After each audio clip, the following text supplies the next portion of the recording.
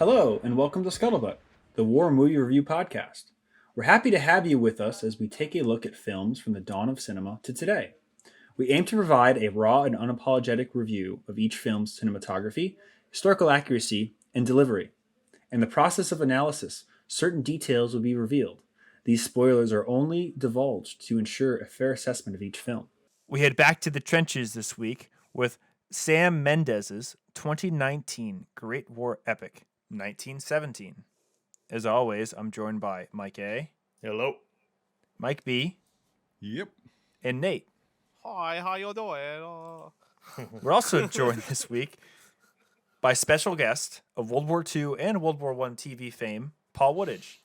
Well, this is interesting because I think Mike and Nate, both of you guys have seen this before, Yeah, right? multiple Yep. times, yeah. So Yep, same. Brian and myself, it was our first time.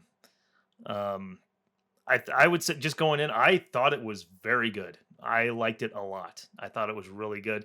Obviously, I can say things about it that I thought could have been done better, or I was like, not too much of a fan of that. But overall, I thought it was damn good.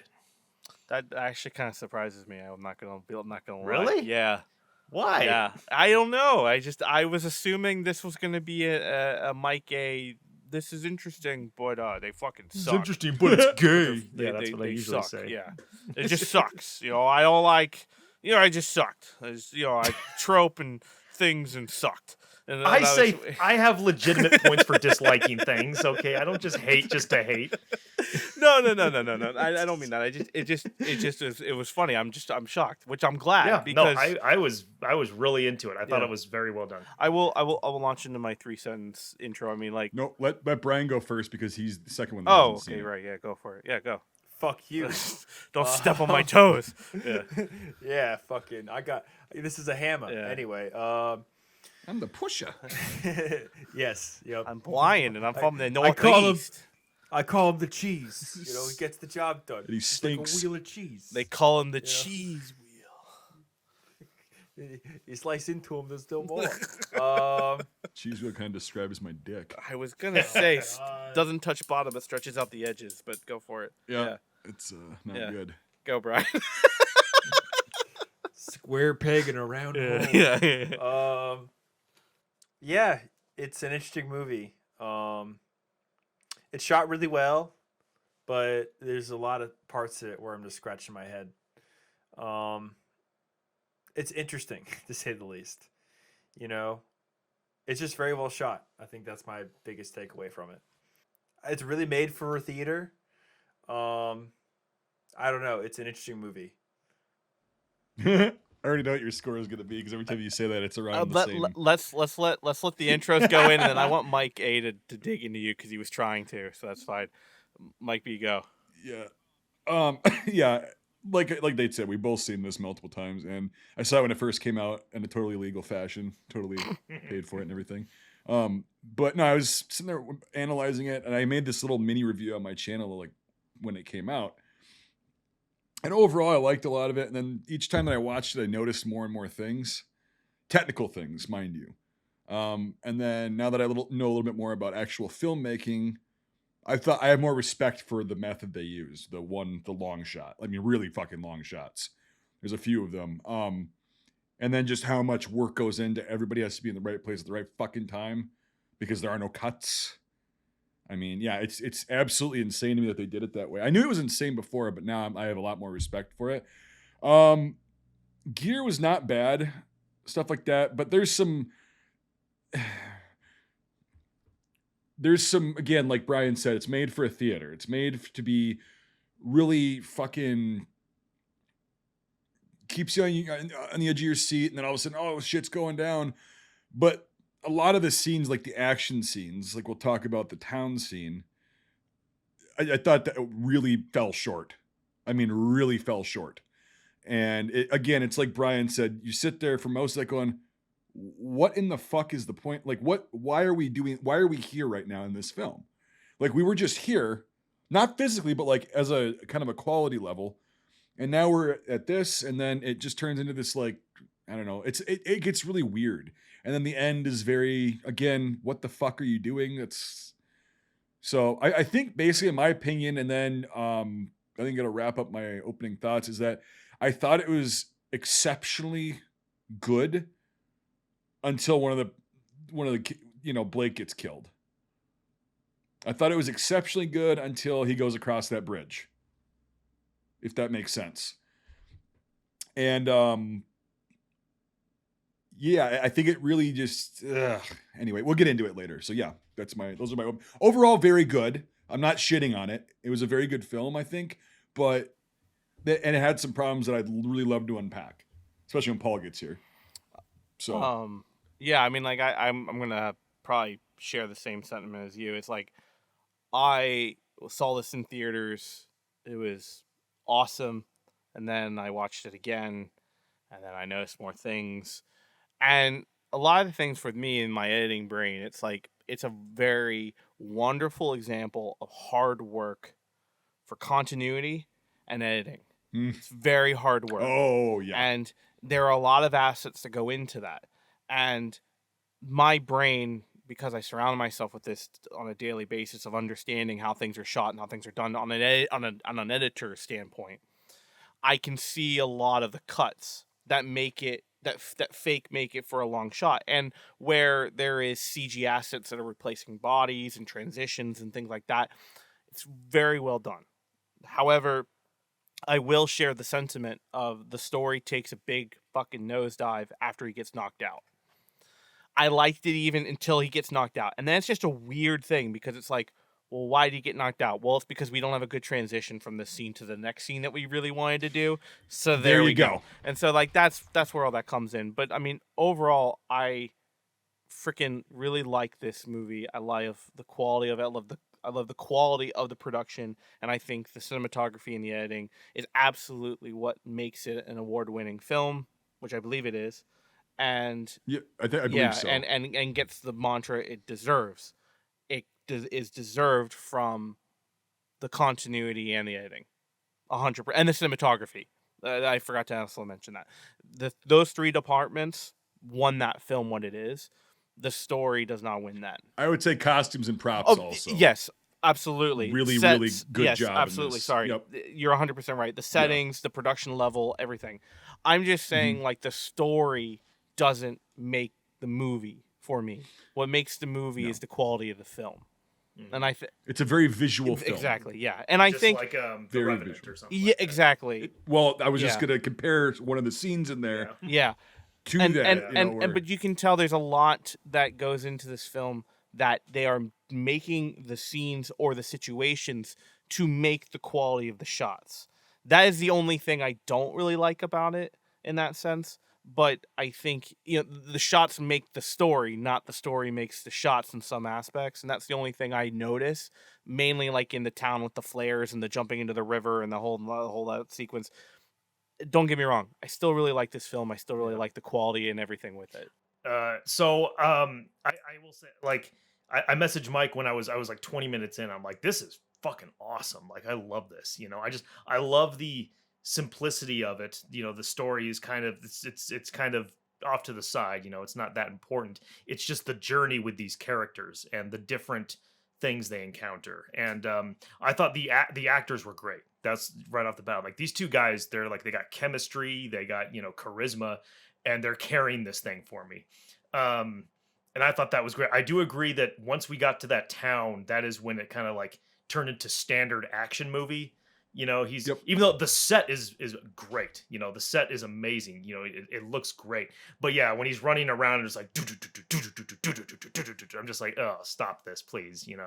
And then that CGI jumping into the water and stuff. And from that point on, yeah, it was like, this is more of just like a traditional. This is like John Wick or something. But I was really taken aback when the supposedly main character gets killed. That was like, whoa, I was not expecting that, because it's kind of, he's presented as the main character. And the ending, I did like the ending a lot, where he meets his brother, and I thought that was a really powerful scene. Yeah, that was a good scene. Yeah, yep. And showing that delivering the message was not the journey. What the journey was all about meeting his brother and telling him what happened. I thought that was really well done. And So yeah, it was stuff like that. I mean, again, I don't really know a lot about, the technical stuff when it comes to World War One, but just from the directing and the storytelling and stuff and the actors being able to carry it all, I was very impressed with all that. Go ahead, Nate. Well, I was just gonna to chime in on what you mean. Like, I do 100% agree with you that even though the story may not be the best, the narrative, the actors playing characters in those parts make those characters come alive. Yeah. There is phenomenal acting all the way through, even to the extras. Mhm. There's never I was just gonna bring that up. The yeah, extras. the extras. Everything The extras was- do really good, and the B characters do really good. There's two really good parts in this movie that I love. One is Benedict Cumberbatch as the colonel or whatever at the end, and then I really love the guy. I can't remember his name, but he's in Band of Brothers. He's the guy who gets shot in the face in the Yeah, at the Hall. at the He's hall. Hall. Yeah. He Andrew does. Scott is the actor. I can never remember his name. He's a phenomenal actor, but Yeah. I love the character he plays in this nonchalant, like, all right, just throw me the fucking thing when you get cut down, please, at least. Like, I don't care. Yep. Like, and Yep. like just those characters and the casting of those characters are really well done. And Mhm. and it really does show a lot of really unique characters, and like Mike was saying as well, it's like the extras, everything, just awesome. Yep. And I really say that also makes the movie really stand out. However, again, the narrative is we've experienced worse. It's not like it's awful. It's not like it's the worst thing I've ever seen or anything like that.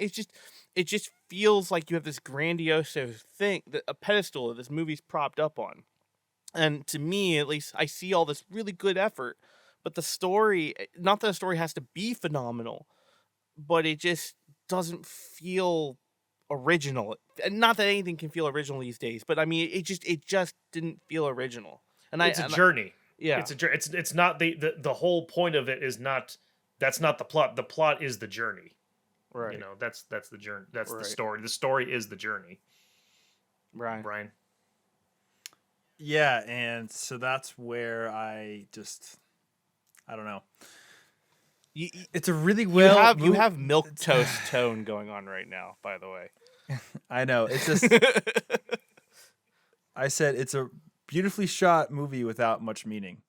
I mean, I feel like this movie is just a sign of the modern times of filmmaking. Like, it can't just be a World War One movie. It has to be this like extravagant World War One movie about like this, things that never happened to really anyone, but they're strung along this adventure path. Like, at some points, I thought he was gonna, after they got out of the river, I thought he was gonna like walk and meet Frodo. I'm just like, what is going on here? Maybe that's Like, why I you know, like it. I don't know. That's why it kind of gets a there's- little far fetched after that. Well, town, but there's just enough in this thing where I don't feel like it's World War One. Like the beginning where they have the really nice fields and stuff. Okay, yeah, there was countryside, but then they walk into a trench. Artillery misses, and they have really bad barrels, and there's shell holes like within the first 3 miles of the front. So like that's not really right. You're walking into a hellscape in the rear, and how clean everyone was up until the front line, how quiet it was.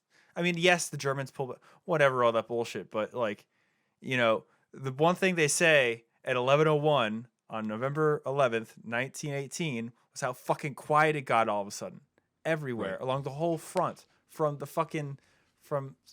Switzerland to the sea, So I don't know. It's really well made and it's very interesting. It's really good gear. They did a lot to include a lot of history. Like you have some Gurkhas and other, regiments was a represented Sikh. at times. Yeah. Oh, Sikh. Yep. Which is awesome into the sea. But it's I don't know. It's this World War One action adventure film that like at some point just gets really strange. Like I'd honestly rather watch Warhorse again. Yes.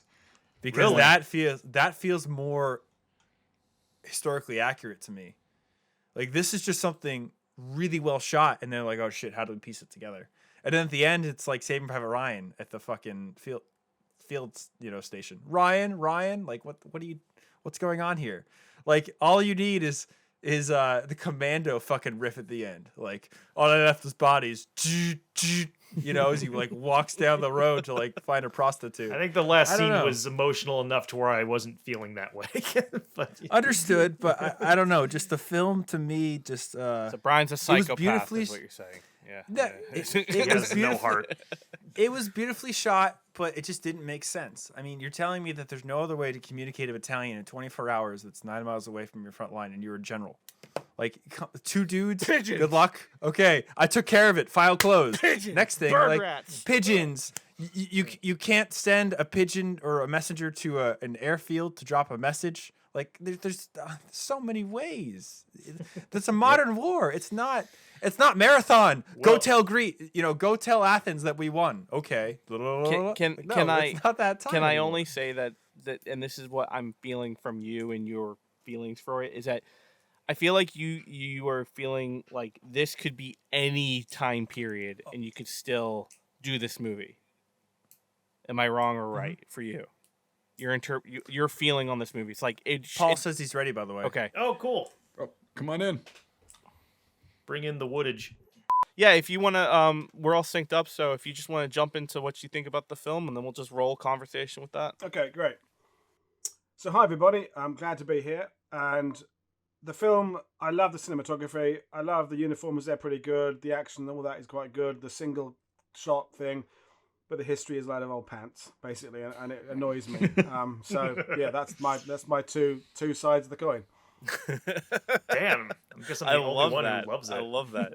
Very succinct, and that's pretty much what most of us Very thought. professional. Like you can tell this man Yes. talks for a living, so it's fine. Yeah. Yeah. Unlike me in my basement dwelling gremlin lair, so it's totally fine. Yeah. Yeah, so I actually get out in public. I'm a geek, but I meet people. So, I'm not sitting here in my, my dirty underwear with my mum bringing me in occasionally. Although I have got a bowl of cheesy poofs. Oh, nice. Perfect. Cheesy boo. You'll fit right in. So Yeah, you'll be just so fine. pretty much before you jumped on, like I just headbutted the mic. There we go. Pretty much what we did before you jumped on was I pretty much chimed in about how the cinematography is wonderful and all that other kind of stuff, but the story's kind of blah blah. And Brian went on some kind of melancholy, drab about how he just doesn't like it. Just So hates it's like, Well, not that. It's a World War I adventure film that doesn't really make a lot of sense. It's really nicely shot and stuff, but just, it's like if Marvel got their, if Marvel made a World War I adventure film, this is what it would be. Like I mentioned earlier that, when after the whole dam and river section, like when he was coming out of the water, I swear to God, he was going to go meet Frodo or something. Or like you guys had mentioned earlier, like the river Revenant. bit is the worst bit. But for me, I mean, I was kind of skipping through watching it again this afternoon. It reminded me it's like Saving Private Ryan in the First World War. The setting is authentic, but the actual story is shit. They've had to find some means of taking these characters on a journey. And the journey is interesting, but it has nothing to do with 1917 and the German Hindenburg Line and what's actually happening on the front there. And it seems to me as if the scriptwriters just fail to understand completely exactly what the Germans are doing and what the British were doing, and based on that misunderstanding, made up a whole plot that ended up making it look like they didn't understand what the British and Germans are doing in 1917. Mm. Agreed. Very well put. Microphone And drop. just- right. And I can And incredibly expand quiet on the whole why time. that is, if you want. I mean, I'm a World War II guy, but I know enough about World War One to be dangerous. This, yeah. Well, and I wanted to wait until you got here to start going into the technical and tactical aspect of it, because like you just commented, like the uniforms, I thought were pretty. I'm not a Commonwealth expert, but from what I do know, I thought they were pretty good. They had a good variation of different. They had the 1916 leather kit, the 1907 standard, but they had the newer guys have the 1916. You see the older guys wearing the 1916 actual Brody, and then you see the newer guys wearing the rimmed 1917, and some of them have their unit crest on them, some of them don't. Some of them have like that black band painted around them and stuff like that. So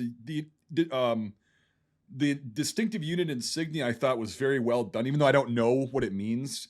I understand what it's there for, but I don't know the units and all that stuff like that. but I thought it was really good. With that, the putties, the helmets, the gear, the jerkins, all that stuff. I thought really, and not just for the main two, but for all the Commonwealth guys. That was my opinion on that. What do you think? I mean, definitely, and they had the right guy. I mean, there's two World War One go-to guys in the film industry. They're my mate Taff Gillingham, and this was Andy Robertshaw. Taff Gillingham, I think, is gold place. Andy is silver place, but Andy has been doing. He's worked at the National Army Museum, all these places for years and years and years, and I can see his influence in the way the webbing is worn, the way the uniform has been. All that stuff is just on screen, but he didn't have any, as far as I know, didn't have any input on the script and the overarching story. He was just there to get those kind of details right. I mean, you could pick holes and say the inclusion of the black troops was a bit kind of tropey because they were the odd genuine British black soldier, but there were West African and African units serving in their own right. But I can understand why they threw a couple in the truck there just to kind of be cool, and a Sikh as well. Yeah. But and so I could see his positive influence there, but he obviously had no input on where the story was going, and probably wasn't even there on set I'm guessing once they get into the storytelling bit, because he will be there when they're out at the beginning, at the end, when they're equipping people in the trenches. That's when he'd have been there. But when they're doing all the isolated farm bit and the river stuff, and he wouldn't. I don't expect he'd even be there. No. And one of the things that we had said before he jumped on was like, it seems like to me like Mike B and I had expressed that we loved the story, or we thought the story was very intriguing and interesting until he gets knocked out, and then it's like the rest, it just kind of goes out the window. And the second half of the movie, and for me, and I had said before, it was like the movie, it seems like the shots lead the story, not the story leads the shots. And that's what I see in the later half. It's like, oh well, we want flares to go over this ruined architectural cathedral, so he's gonna run through this town and do all this stuff, and then how are we gonna get out? Oh, he's gonna jump in the river. And it's like, that's the shot leading the story to me. Now, who knows? But like that to me, as an editor and cinematographer in a way, it's like that's what I see. That was leading the whole entire premise of the story. So I got almost like the Thing vibes from that section with all like the soundtrack and the lighting and everything, and it's like you talking about the end of the thing where they're going through the burned camp. Yeah, when he's going through the burned camp and everything, and just like it's so ominous, and it's like, it's cool. Don't get me wrong. Yeah, but it's like, beautiful. It's absolutely beautiful. But but again, it's like that. And that set is immaculate. Think of yes, yeah. God, for some reason it's blanking on me, but think of the Kubrick World War I film that we did on here, Paths of Glory. With the fucking awesome flare shots, and everything, and it's like that's real terror. That's you're in no man's land. Stuff. To me, like, it's oh like my God. At the concept meeting, someone said, "So what are you looking for here? Trench warfare, open warfare, movement, urban," and someone just went, "Yes." Yes. All of that. Yeah. Plus anything. Everything. The Germans also okay, so that town sequence too, like that's the most of the Germans that we see, and it's like how you said, Brian, like the thing, like it's kind of depicted almost like a monster movie, like they come running out of nowhere and just start shooting and stuff and like hip that. firing? Yeah, hip firing. What the fuck? Yeah, what the fuck is going on? That's right. That guy who's running at him and just goes, There's multiples. That's what I'm saying. It's like a monster movie at that point. Yeah. And so, I did like the British gunplay was decent. The Schofield, when he took the pilot out after he stabbed Blake, that actually was pretty damn good because he goes wham, he shoots wham. Again, yeah. Best with scene the short in the movie. Yep. But then didn't really make any sense with what was going on with like the whole plane crashing. But once that happened, like that, it's shot so well. The gunplay is awesome, and it's like. It's so well made, but Can I say this though?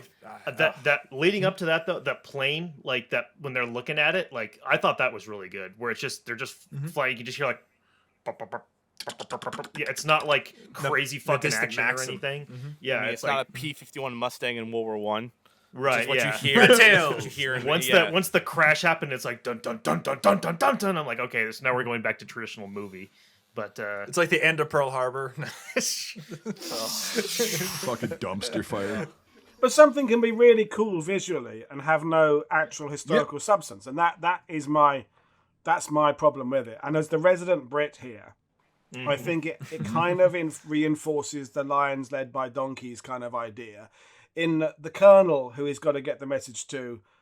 What the fuck is he doing advancing 2 battalions? Again, it comes back to this fundamental misunderstand what the Hindenburg Line was and what the Germans had been doing, and the fact the British were completely aware that the Germans had been building a new set of defences 5 miles behind or so behind the lines they've been choosing where to build them on the high ground in the villages like Bulcourt, which maybe is what the village in the movie's meant to kind of be, I don't know.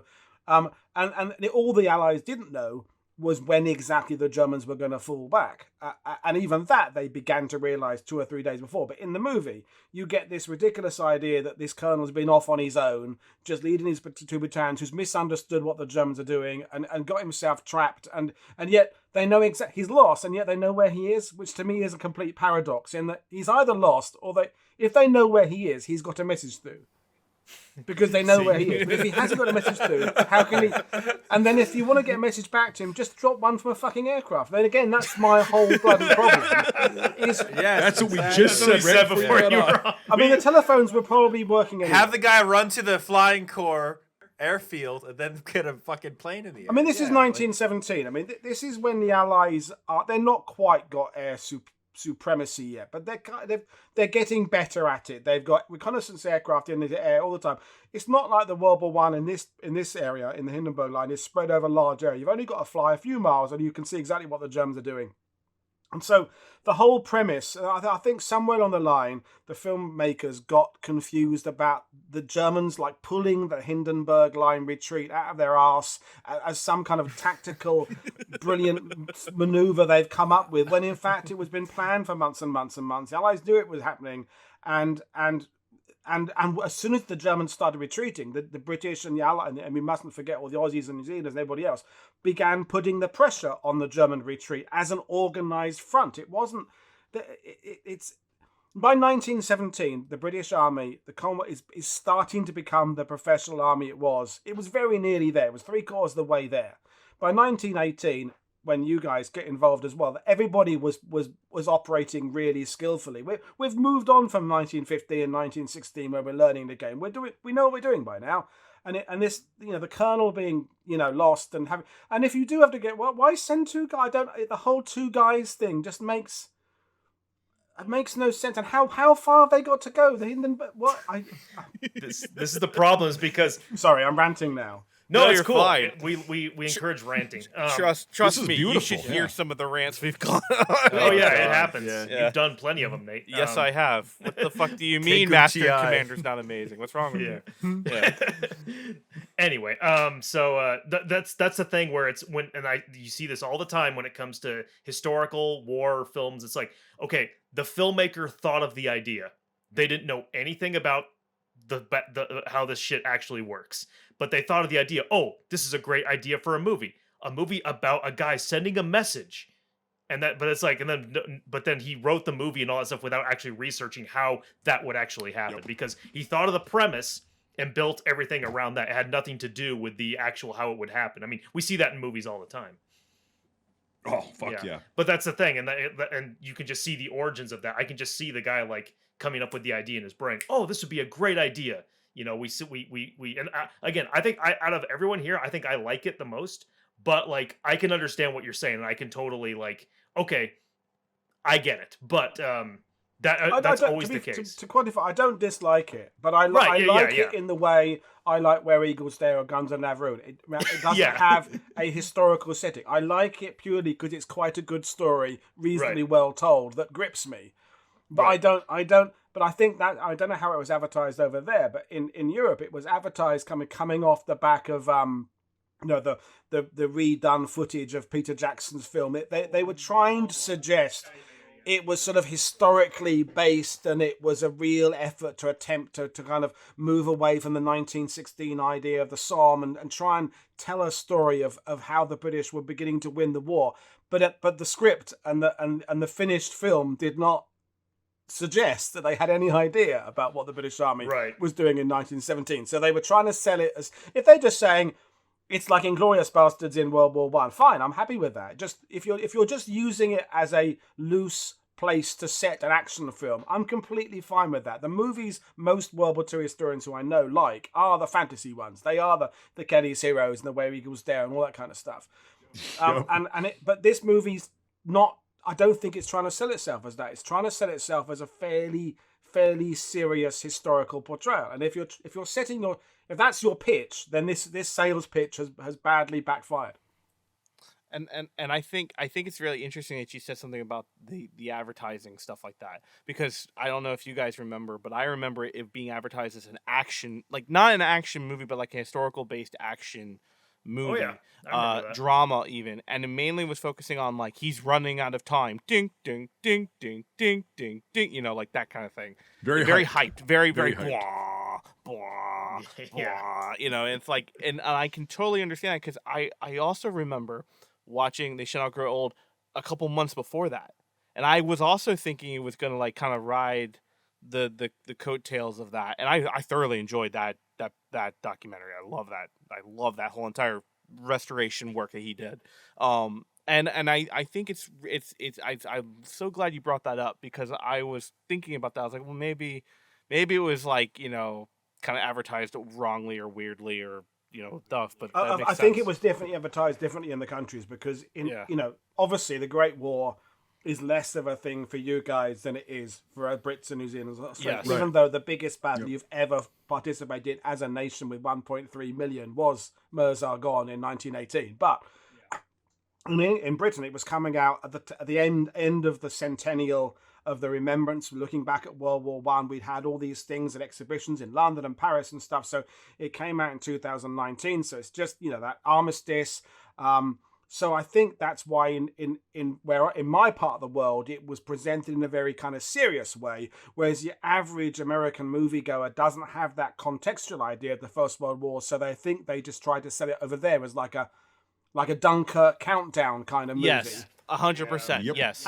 Yes. Which again, Dunkirk didn't have much cultural reference to you guys over there compared to a Brit, where we all kind of grow up with Dunkirk is like Iwo Jima for us. It's got that same kind of, it's in our DNA.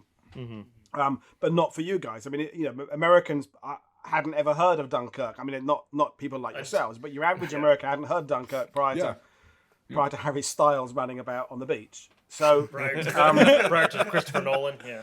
So I think it's interesting how it was advertised in those two. I don't think it got a full cinema release in France either.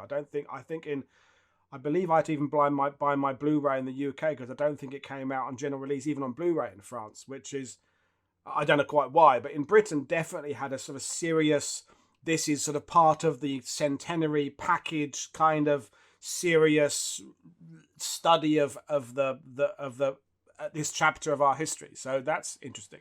I remember it feeling like, because I remember I saw Facebook trailers for it all the goddamn time, and it did have more of that like Dunkirk kind of very cinematic Nolan look to the whole like trailer and the feels and stuff like that. So again, like, you know, timing is everything when it comes to marketing. So of course, you know, they're gonna try and cash in on the big things, you know, like Dunkirk and stuff like that. And they will They Shall Not Grow Older. I haven't seen that actually yet, so It's I actually go haven't watch either. You should watch it. What? No, go watch it. it's good. Yeah. It's wonderful. It's awesome. It's really it's well really done. cool. I've heard. And I'll keep it very quick. There's footage that hadn't been seen in over 100 years, and they restored, like they rescanned the negatives, and they so stuff that was over contrasted or so blown out you couldn't see anything. They corrected it, and there's Okay. footage that's never been I seen. know It's all not- about it's it, really but I awesome. just have never seen it. And it's not dubbed. It's just interviews from guys in the 60s talking about the war. They and it's lip playing they over. they it. There's no dubbing. lip- it's just they lip footage. sync. they redub. They got people who could read lip syncing, and So they some were of the things, they yeah. were reading exactly. lips. Some of yeah, it, some yeah. of it, yeah. And they were like seeing Not what all they of were it, though, saying, what they were doing, and they redo all the sound work and all that stuff to make a story from the original footage. And they're kind of taking stuff from letters. And this has been a really quick ad read for Shut Up Girl, but like it's wonderful. You should absolutely watch it. It's well Nice. worth your time. Yeah. So going back to this movie though, like I mean, immediately what I was impressed with, and you guys can tell because I'm not really. I hear conflicting things all the time with depictions of trenches, you know, in various movies and such. I thought the trench set in the beginning was fucking awesome. Like I thought it would look really cool and everything like that. And then the German one is concrete. What are your thoughts on the whole thing, Brian, you go first. Well, one thing I'll mention is that what I thought was interesting is that they tried to use the most that they could out of each set and out of each shot. So if you notice, they took the longest route possible through everything. Like especially when they went through the crowds and stuff, and it was fine. Like the first 2 takes, but like after like the 4th scene where it's like, like going around shit for like kind of no reason, it's like, oh my god. But no, I agree with you. The beginning trenches were awesome, and I liked how the German trenches were a little different than the British trenches. The concrete, and they tried to show things a little different.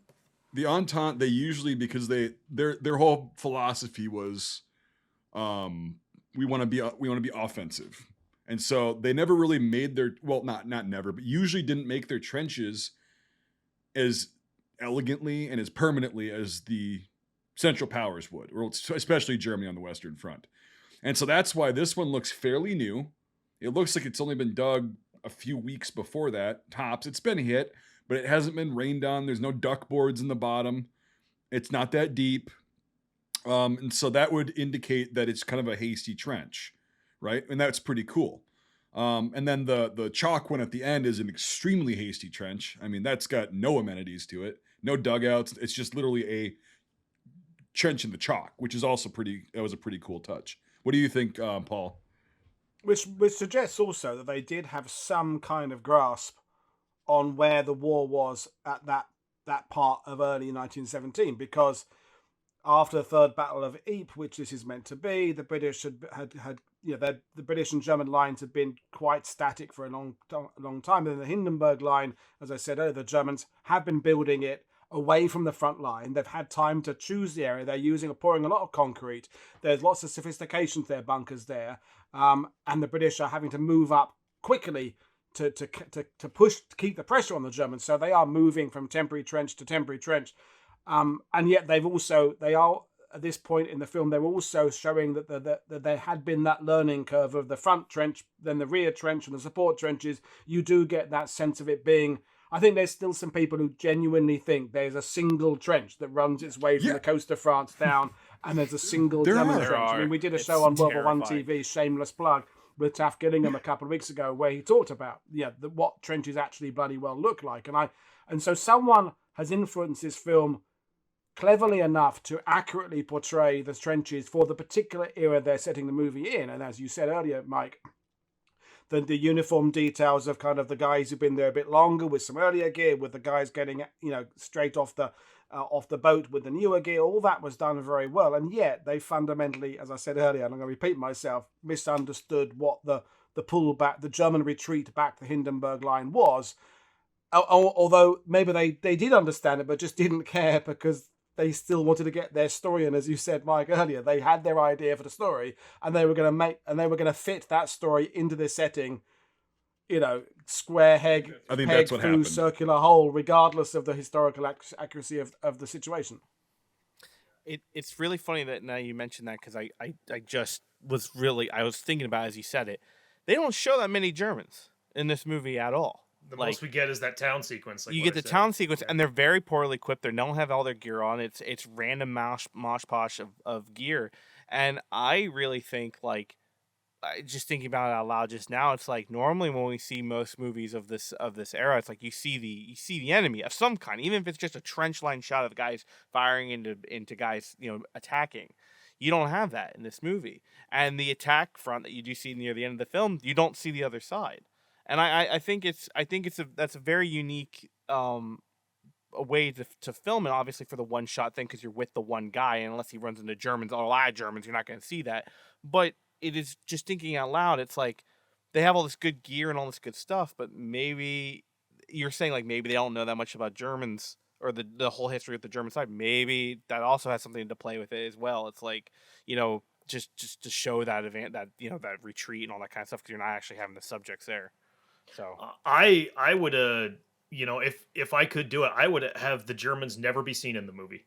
Honestly, I wouldn't have that. The pilot maybe is okay, but like I think it would have been way better if we just never even saw them. It adds that element of realism where most of the time you don't really see your enemy until you're up and the close. one time you actually see him up close is when he shoots him in the house when he falls down the stairs. And remember what we said, like after that point, the movie kind of goes downhill in quality in that sense, or story and whatever. I mean, Well, again, it goes down in quality when he steps on that fucking bridge and that first shot's taken Right, at him. yeah, But yeah. we can Yeah, discuss yeah, that yeah. later. Just quickly, Go ahead, Paul. as Paul. Or I got Brian. Yep. He's quickly at Paul. Go. What? There's a movie that does that where you don't see the enemy. Forrest for- Gump did it. Paths of Glory also. Yeah, Paz de Glory Is did it? it. I think. Yeah. Okay. Maybe that's what I'm thinking of. But yeah, Yep. or until the very end, like you see a shoulder. Or no, am I thinking of Canal? Maybe that's. you what might it be is. thinking. Yeah. Well, Dunkirk as well, really. Yeah, Yeah. Yeah. Yeah. you Yeah. never see Maybe. it. Yeah, you're right. Yep, Except until the end. unless Yep. you count like Stukas, but that's not really a Wow. Yeah. No. So That's just Hans. the lack Yeah. of Germans. I'm going to give the movie makers credit where it may not be due because it may have been accidental. But again, playing a bit of history. Okay, so after the Ypres offensives, Third Battle of Ypres, the problem is that the Germans have been, their line is no longer the efficient kind of straight line it was because there's been all these bulges pushed in by British, American, British, Australian, New Zealand, Commonwealth advances. So the Germans are now, there are not enough Germans defending their line because where the line was straight over 50 miles, it's still covering 50 miles, but it's going in and out, so it's actually 150 miles long. So hence part of their reason to want to pull back to the Hindenburg line, which was an efficient line where they could defend less frontage on better high ground with including some villages there. And if this movie is meant to be set at the time when the Germans are in the process of pulling, because it's not like they all just fucked off at 10 to 5 on a Thursday afternoon. It was an ordered withdrawal where entire divisions are moving back the line. So if they are meant to be catching it, which it would seem to be suggested by the script at the moment where the Germans are moving themselves back, that would be why there are German trenches that have no one in them because they've just left, and yet they've not all fully got back to the new positions on the Hindenburg line. So maybe they knew that, and that was a conscious decision to have less Germans there because that was genuinely what's going on. Or maybe it was because it was a storytelling idea, as you said there, about not having too many Germans in the shot. I mean, it could be both, or it could be a happy accident. They could have just, I may be seeing something into it that wasn't there. I don't know. No, I don't know either. But I, as a style choice, I would have had it to where, because the movie shouldn't be about that. The movie shouldn't be about the enemy or whatever like that. And also there's really nothing to the Germans in this movie. They're all just kind of running around like monsters and shooting and stuff. And Well, and my question is, why in the fuck, if they're, because those lines, like Paul said, those lines were they were moved 4 or 5 miles back in most places. Yeah, but it I mean, that's depends from where the bulges were, but from between 5 to about 12 miles back. Yeah. But it's a significant distance. It's significant, right? So why in the fuck are you going to have Germans, I don't know, 500 yards away from that abandoned line, just chilling out in a town getting drunk? yeah, I mean, what's the point of that? I don't know. I mean, The boogeyman and tactically, the it's knight have moved in. I mean, what are you again, trying to leave stragglers there as skirmishers? But you're already fucking 5 miles. If the town where the river thing happens, if that that one of the choices the Germans made with the Hindenburg line was to include villages, because they had learnt that villages are a fucking nightmare to attack.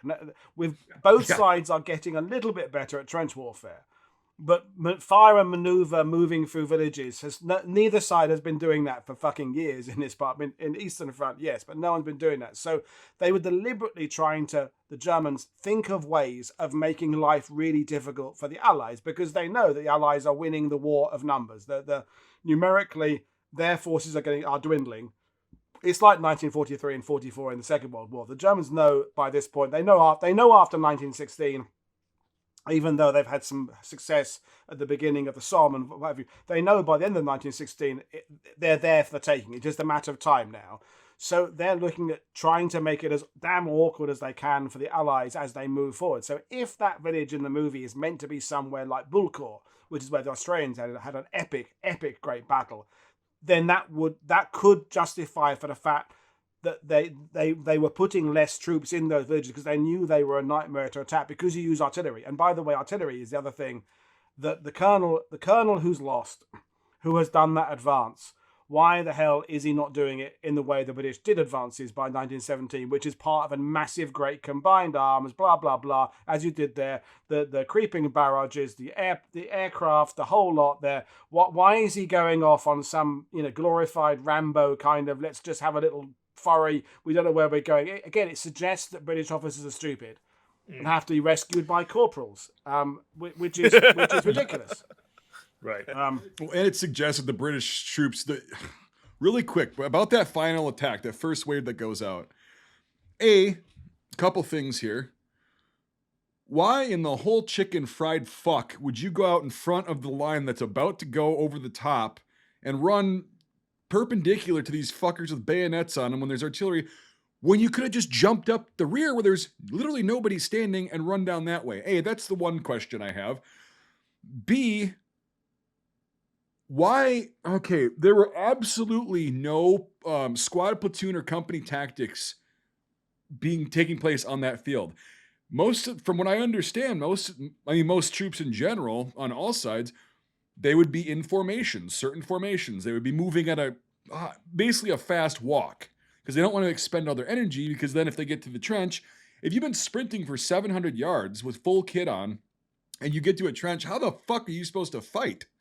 How the fuck are you supposed to take that trench? You can't. So them just sprinting like a bunch of Soviets that are portrayed in films, with just a gaggle fuck too. There was no organization to it. There was no machine gun teams. There was no command and control. There was no officers or NCOs telling their guys where to go and to stay, okay, the artillery is increasing, so spread out. There was none of that. It was just this giant, again, it's a trope. It's a fucking trope of the First World War of everybody just gets up when the whistle goes and they just run towards the other line. If Taft Gillingham was here, who's the First World War advisor, the top one, and I've known him for 30 years, he would say the slow walk is the hardest thing as a military advisor to sell to a filmmaker. You can explain all the logic behind it that exists. And it's basically, as you said, there's no way you want to be running across no man's land and then get to a point where you've got to take an enemy position and then hold it against counterattacks if you're fucking knackered. The only way to do that is walk slowly so the artillery can keep its eye on you. But that on screen looks really shit. So I suppose people running forward is going to always win the cinematic argument, even though it's totally silly. And you're completely right. I hadn't thought about the perpendicular run there. That's going to annoy me now. So stupid. Run, Forrest, run! Yeah. Well, he keeps bumping into people, and I'm like, you dumb fuck. Anyway, go ahead, Brian. Oh shit! I lose my train of thought. You're almost over 30. It happens. Oh fuck you. Oh shit! I think I did, but no, fuck. Can I say one thing and you think about what you forgot? Yeah, almost 30-year-old. Oh fuck! Did I just forget? Oh, damn it! Karma's a fucking bitch, what happens Nate. when you're over 30? Oh, I know. I remembered it. The one thing I will say that I love getting when we bring people on and we start talking about films and we start picking at things that maybe one of us had not noticed.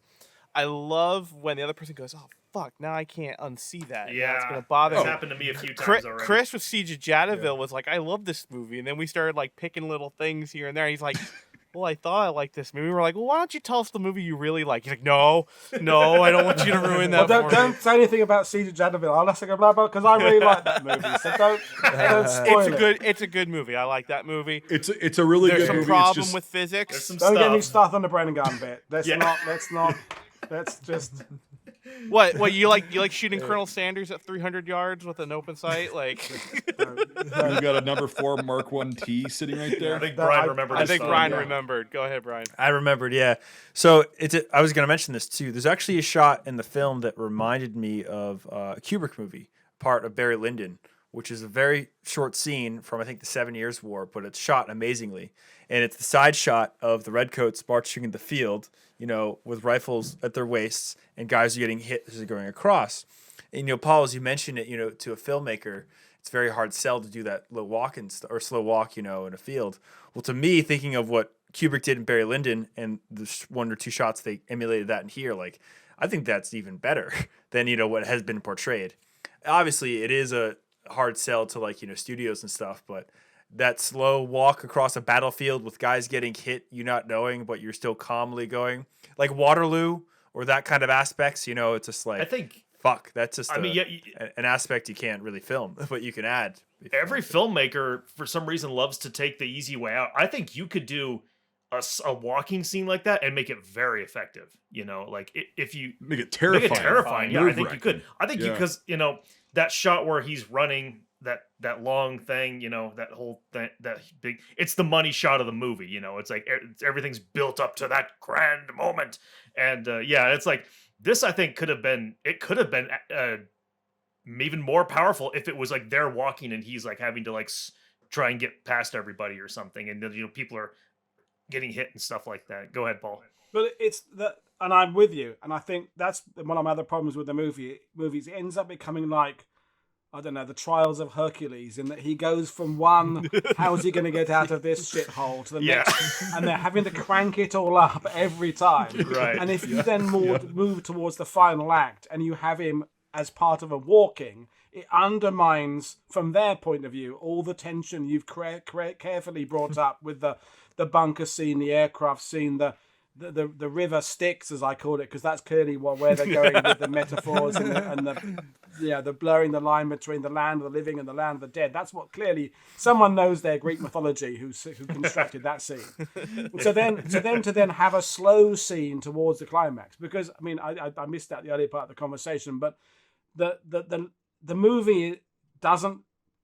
The arc doesn't pay off. The tension, you reach the point of peak tension before the movie's finished, and at the last bit seems to be anticlimactic to me.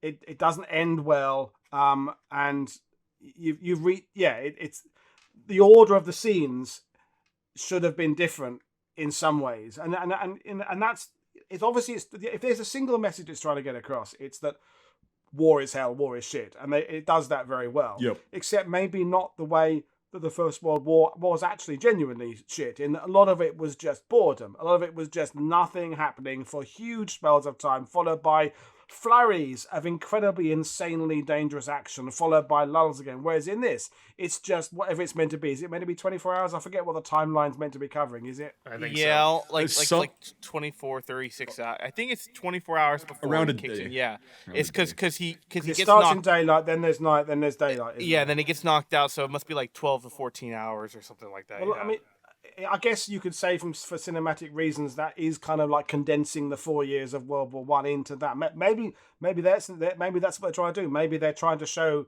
in kind of stylistic choices 14, 19, 15, 16, 17, 18 in a course of a 24-hour movie. But it becomes like those the old serials that Spielberg was inspired for Indiana Jones. That kind of, let's put our hero in another unescapable situation, come back after the ad break, although there wasn't an ad break, and then let's see how he gets away from the man-eating snake to the next thing he's going to get into. And that's Yeah. I got to a point halfway through I went, oh, for fuck's sake, because it's Yep. what's he going to be, a boa constrictor next? Then is it going to be a gorilla coming out of a cage? How many more? It became a bit Indiana Jones halfway through. I was half expecting some big 7-foot German guy to rip his jacket off and have to wrestle. That's where it got halfway through for me. He's working on a fucker. Yeah, nice. Go ahead, Mike.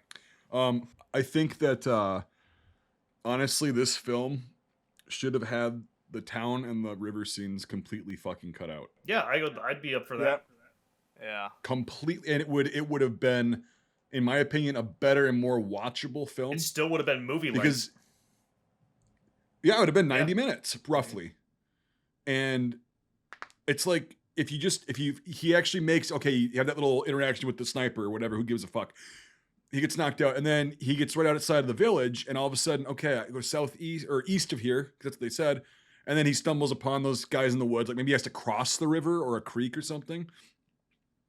And you could have still had the same shitty ending, but it wouldn't have been as, like you said, you wouldn't have used up. It's like in porn. You have 3 money shots. Pick one. You don't have 3 in a row unless you're fucking Peter North. But they used up all their money shots, and so the last one didn't land. B, it made 0 fucking sense. And C, it was like, again, like you said, Paul. It's like it messed with the flow of And it was just an action. It was like a fucking hero movie at that point. I was going to say that the whole getting a message through, which if that was a MacGuffin that didn't matter, then it might have worked. If it had been set up to be you've got to get the message through, but somewhere in the plot something else happens that means that isn't what it's about at all. It becomes something else. That I would have bought that kind of payoff. But in the end, it did become about the message. And yet, as I said, they're expecting the whole audience to go, but couldn't they have just sent a message by aircraft or so? So that whole point just failed badly for me. Although I don't know that would have worked on an average. Would an average audience person would have gone? I don't know, but couldn't they have sent the message by aircraft or radios or telephones? Couldn't they have got the telephone lines repaired? I don't know. Pigeons. He can't. That lost unit, despite the journey made by the hero, it can't have been more than 2 or 3 miles ahead of the original British. Right. So in that, you're not telling me that in that time someone hasn't gone out and repaired even if the telephone line has been down for some point, has it not been repaired by now? They because the colonel would not have advanced unless he had logistical support to advance, unless he's a complete idiot. And if they're saying he's an idiot, that is insulting, as I said earlier, to the kind of the way the British Army is. So if he has been moving forward, he would have had provision to have communications. Otherwise, why the hell is he moving his battalion forward if he can't get reinforced, can't get more ammo brought up, can't get... So the MacGuffin... If it had been... I don't know, I'm going round the houses with this, but if the MacGuffin had turned out to be that the message wasn't important, that would have worked. But it is important, but it's fundamentally flawed. That whole plot line for me just doesn't bear examination. Yeah, it's just stupid. It really takes away from the first half. It doesn't overshadow it because I did like the first half, like we were saying earlier, but like it just like I think Nate or was it Brian earlier? It said it just took a fucking nosedive at that point.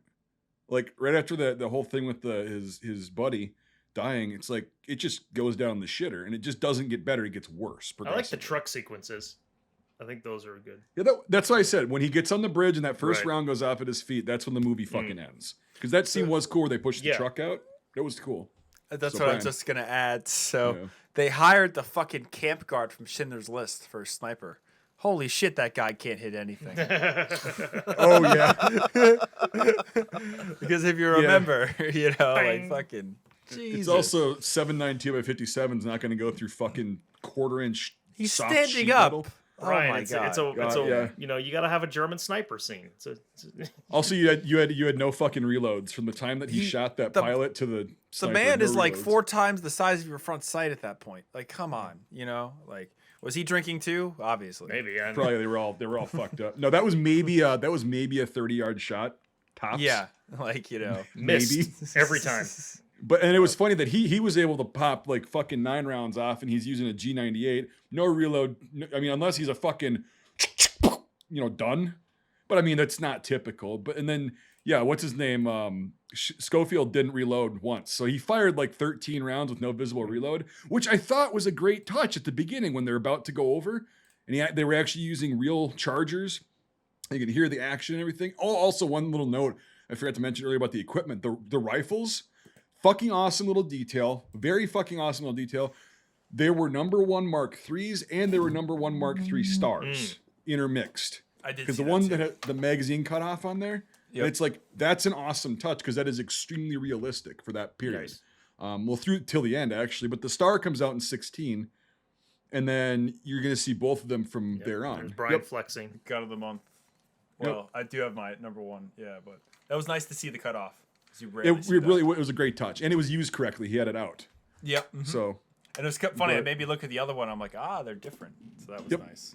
And I think weren't they doing the correct port arms, or they weren't doing the stupid modern?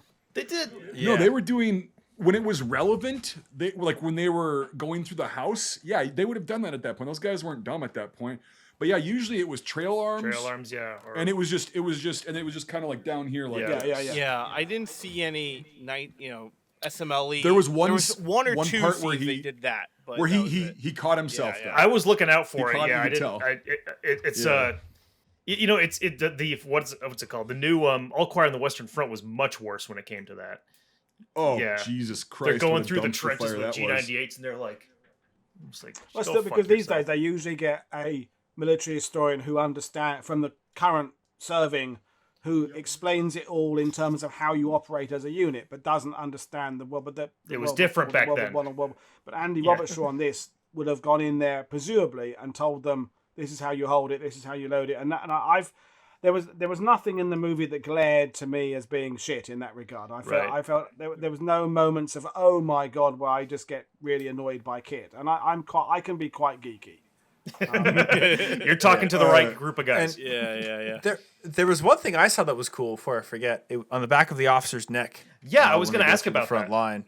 There was the number. Was that like a battalion number or a regiment number or something like that? Or I forget that, but yeah, there was some. It was that was certain regiments had a rear facing bit of insignia. Yeah, interesting, huh? Yeah, I noticed that That too. was pretty Brian. cool. Yeah, just the little details. But and before we get to IMFDB, I'll ask this: what is your favorite World War I British movie, or I should say, British aspect film? I can only really think of The Trench as another one, or Beneath Hill 60. yeah. Trench is good. Journey's End, I quite like that. That is a good movie. From Yeah. about 5 years ago, because Stephen Graham's in it and he's great. Never seen that. It's really it good. wasn't very action. And I like the old Aces High, the 1976 Malcolm McDowell, which is Journey's End in the Sky. It's quite good. They take exactly the same story, but they put it into the Royal Flying Corps as opposed to in the trenches, and that's quite good. But there aren't that many First World War British movies. No, really. there aren't. Because this is, episode 76. This is the first British aspect World War I film we've gotten to. We've done French, we've done German. I think we've even done American with Sergeant York. There's King and Country, which is with Dirk Bogarde is an officer defending a guy who's going to be shot for cowardice. I forget which year of the war that's set in, but I'm going to say 1916. But it's not. It's a courtroom drama. Basically, it's not a. I think there may be a Paths of battle Glory. scene at the beginning or something. It's a bit like Paths of Glory. Yeah. It's a breaker. Many it's a, wars it's ago. A Breaker Morant. Yeah, it's amazing how many courtroom drama films. Breaking Morant is an awesome film. Oh yeah, we did that earlier, and it's amazing how much the Boer War at least plays into the early aspects of the First World War, with trenches and everything and stuff. But yeah, I've seen the original. Blue Max, and that's a very interesting, not very well done, old film, made in Ireland. Yeah. But it's interesting. I always think of The Trench, but The Trench is I haven't seen it. and it benefits now of having a good cast. I mean, it wasn't necessarily a well-known cast when they made it. It was Daniel Craig and good. Yeah, It was real low budget too, and you can definitely Yeah. tell. But it was not.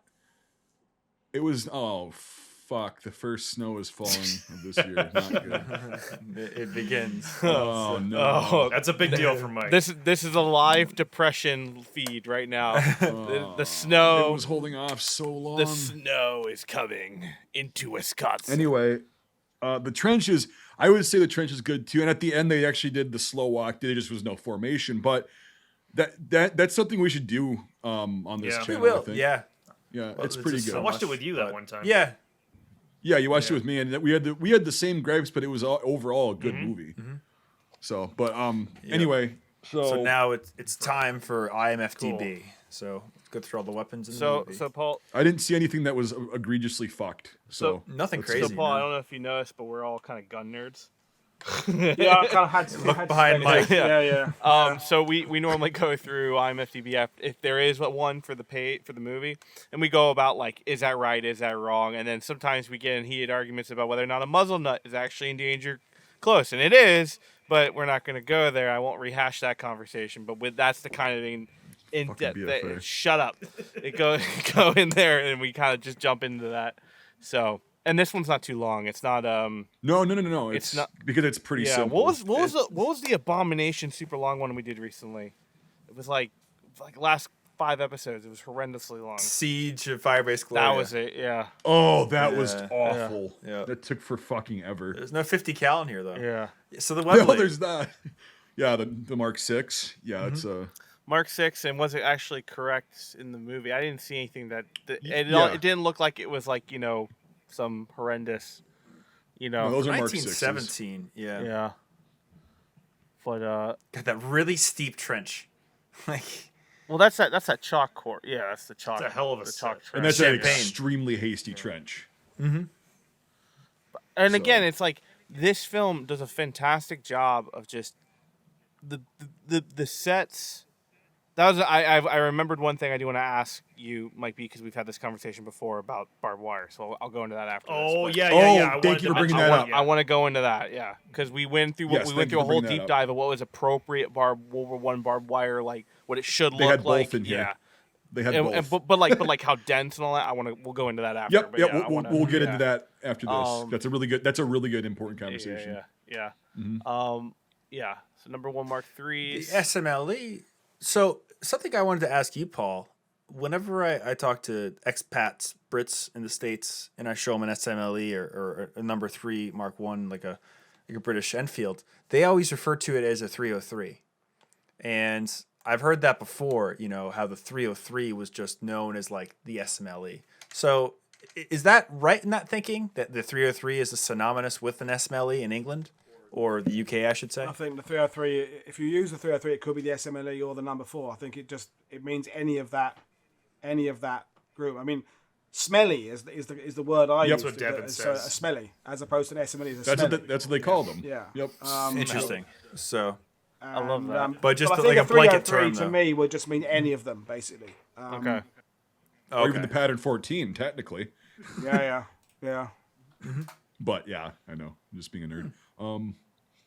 Yeah, it was. Yeah, he got the magazine cut off out, which is really cool. Nice. As you should. Oh, yeah. Well, That flashlight is really strange too. I have no idea what that is. Yeah. Like, I'm not a torch flashlight expert from. World it's War funny I. though, they do mention in this thing right here, both soldiers exercise safety practice long before it was taught as standard military practice. No, they're approaching a possibly hostile. No, target. they're They're not- saying that like he would have his finger in the trigger. Oh, he's Yeah, got like, his trigger. I didn't see Yeah. that in the back. I can't see. but the one in like the front. they're Okay, holding the yeah. rifles correctly though. Like they're not. They not are, walking up yep. like this. Yeah. Yep. And then when they get really close, then they're at the high ready, which absolutely you would be. Oh, continuity is fucking bayonets off in this scene. No, this is a different scene. Completely different. Oh, it's right. It's Yeah. after the truck and everything. That's Okay, on the it's bridge after- in the house. That's your yeah. favorite scene. Yeah. Shit. Yeah. I thought that was in the bunker complex in the trench. No, Okay. I tried. Dude, I tried to find some continuity, and at least on my viewing this week, It's tough. I didn't see any. That It's was really blatantly obvious. tough. I know there's probably one or two somewhere, but I you know how some films it's just like, oh come on, dude. But yeah, That wire cutter was cool to see. where Yes, those were very oh common. right there, yeah. Very common, starting in the Somme especially. They had them in 1915, but the Somme, they used the fuck out of those things. And from there on out, they were very, very, very common. Yeah, they did a great job on the Shortleys. I also like the fact they've got enough variety of helmet covers, stroke variations without Yes. it looking like they're putting it. You know, in Dunkirk on the jetty, everybody's got a brand new sprayed helmet. It just looks ridiculous because they're meant to be guys from different units, different battalions, different regiments. But you don't likewise. You don't want too much variation because it then doesn't look like units. I think they just got that balance right between, uniformity and yet individual kind of variances. Yeah. Yes. Nate, can you click on that picture really quick just to enlarge it really quick? Let's talk about some stuff. And then we Well, can move on. the thing I was gonna say was it's cool because you see different wear of stuff like here and There there. are And, holes in it. Oh yeah, holes, and then so you see this guy right there, the one with the slick one. They got the paint correct because it was not textured until like we started doing that in late 1917. Then some of the Brits would do that. Theirs was just smooth paint, and it was olive green, olive drab. The Canadians was like a mustard color. But what I love about this one's an actual 1916 because it doesn't have the rim on it, and whatever repros they're using are really fucking good because you can see the fluting You can of when they're yeah. pressed. I hadn't noticed that, but you can. Yeah. Yep, because they used cold rolled, cold pressed steel, and the Germans use hot rolled, hot press. So these you could make them faster and cheaper, but you would have that's what they used for M1 helmets. Well, it had manganese in it, but like that's a different thing. But that's why they broke a lot. But these you can just see that there's flutings in there. Nate, go to the left really quick while Brian's talking. Yeah, I was going to ask about that in the helmets because something like that is funny. It's either 100% correct or 100% wrong because like original manufacturing techniques, sometimes look horrible, but that's just the way they were. So I was going to ask you about that. Like, did they really look pressed like that? But that's really cool to know that that's the truth. Because that's something I don't 17 have. right there. That's got a rim on it, so that'd be a same style and everything, but like just they added the rim because people would cut their hands and shit. They're sharp. Yeah. So All my Brody helmets are textured, so I have to go through my collection now. yeah, those are going to be US ones then. And So- I love the The I badge love of them. Yeah, I Unicrest love and the some of them. badge on that. Yeah. And how Absolutely shrunken the brilliant. covers are too to like around the helmet. Well, that one's made in a certain fashion. It's got a band around it, so that Right one's here, actually yeah. like textiled, right? Whereas if you go down, the other ones are and just you like, look at some of They're the burlap. Yeah, the enlisted sandbag. guys. That's what it is. It's a hash And and the cover. officers It's could just be a private purchase. Could it be something he just had? That's what I was simply just had made saying. That up yep. by It's a- like because yeah. these boys are enlisted and they're gonna have the shittier like Yeah. field expedient stuff, and he had his custom made because he looks like what rank is he? I can't see. Colonel or major or something. Yeah, something high. Can you zoom in for a sec? Yeah. Let's see. Well, I mean, I I don't can think you can try, see the but I mean, I epaulets. don't. No, you can't see the epaulets. Fuck. Or the cuffs. So, yeah. Anyway, yeah, the 98, of course. that one G98. scene. Here you go, Mike A. I have a face for you. You ready? Dun dun dun. Yeah, I'm gonna copy that. Dovetail. Yeah, I'll give you a copy of that. One-handed G98. You could do it, but it's not easy. That could be a sticker. When he doesn't call you back. Yeah.